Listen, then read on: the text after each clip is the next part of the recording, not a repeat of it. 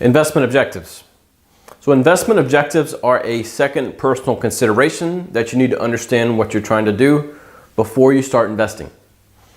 So unlike the planning goals, which can be kind of pie in the sky and very broad and just kind of what you can imagine doing with your money, investment objectives are very specific, and they're specific to each individual account and what you're trying to achieve with that particular point of money. So you obviously you want to know what your goal is before you understand what your objective is. So there's 5 main objectives. There's actually more of them, but there's 5 that I discuss in the text, and those include safety, which is just preserving your money, preserving your capital. Number 2 is providing income. Number 3 is growing your money. 4 is speculating and being very aggressive. And the 5th one is trying to minimize taxes.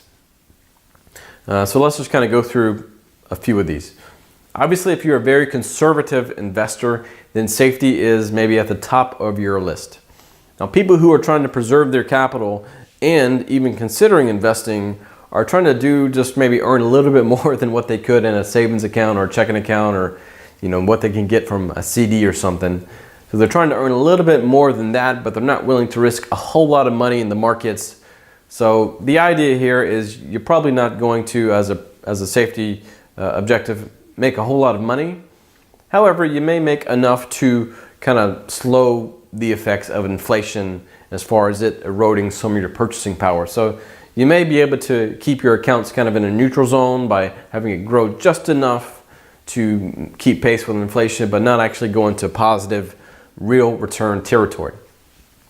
So the second one here is income, and income investors are trying to probably provide either some type of stable income. Maybe there could be drawing money from the account, so they could have some income, some bonds with income, or some stocks with paying dividends which is kind of a form of income that stocks pay.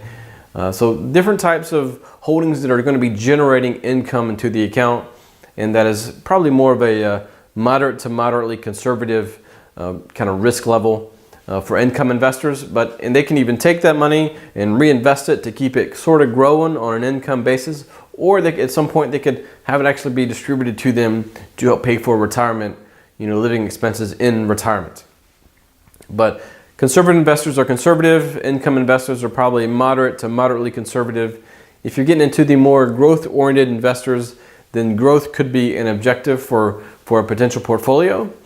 And growing your money is usually going to be primarily in stock type things.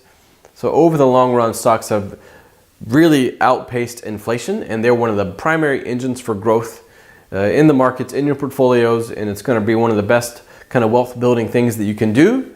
But if you need money in the short term, then it could be too much fluctuation to where it may actually hurt you.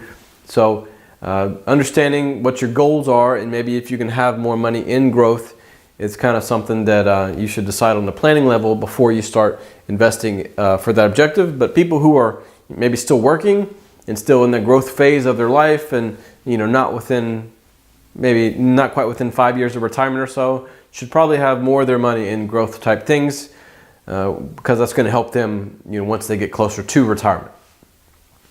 So the fourth thing that's listed is speculation. Now, speculation is maybe some options or providing leverage in your account. I don't think investing is a great way to kind of speculate. If you want to do that, you can go to Vegas. You can go to Vegas and maybe lose some money there. But stocks, if you want to, they could be a form of gambling, but I don't think that's the best way to kind of run your portfolios, and certainly not to plan for retirement.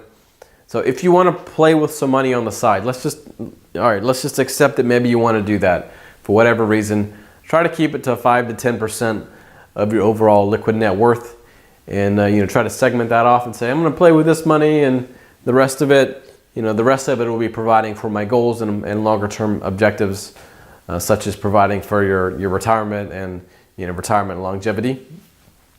All right, so the fifth one is minimizing taxes. Certainly, most of us don't want to pay any more taxes than we have to. Most of the tax-related questions in regard to investing is actually what account type it's in. So if it's in a retirement account, then you're already going to be, not having to worry too much about the taxes for the actual portfolio. However, You don't want to have, so there's certain things like municipal bonds. So municipal bonds are government bonds. You wouldn't want to have government bonds in a retirement account because government bonds are tax-free bonds, but retirement accounts are not getting taxed each year anyways. So you're kind of just hurting yourself by, reducing some of your income because government bonds pay less income, but they're tax-free. So you wouldn't want to have government bonds in a tax-free type retirement account. So matching that up is important for tax minimization purposes, but mainly if it's non-retirement money, then you have to be really careful with how you're managing that. Maybe you could have your government bonds in your non-retirement account. That way you're getting the tax-free income from the government bonds and it's not in a tax-free account, so it actually could be helping you. But there's different techniques to tax minimization, but for the most part, this is just investment objectives. What's your goals and what's your objective for these particular accounts? You could have 3 accounts. Each one of them may have a different objective assigned to them, and that's an okay thing.